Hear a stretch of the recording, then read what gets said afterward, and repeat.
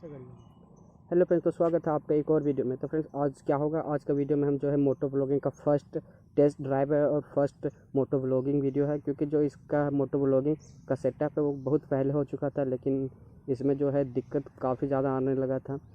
इसमें जो सबसे बड़ा दिक्कत है वो था नॉइज़ प्रॉब्लम और एंगल का। तो यूट्यूब में बहुत सर्च करने के बाद जो है इसका कुछ देसी जुगाड़ मिला है, तो आज उसका जो है टेस्ट ड्राइव करने के लिए आए हैं।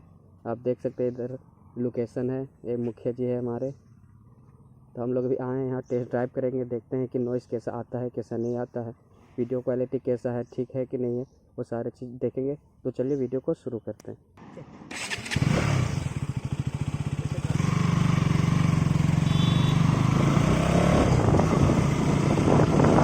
जो है मतलब का पहला सेटअप हो चुका है।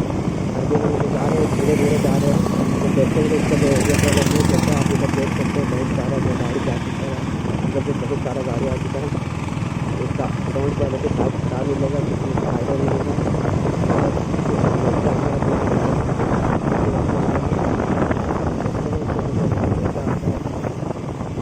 बहुत स्लो जा रहे हैं, आप देख सकते हैं।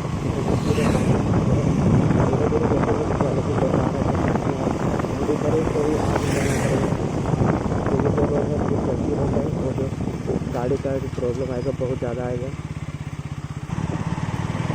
तो अभी हम थोड़ा रेस लेके देखते हैं।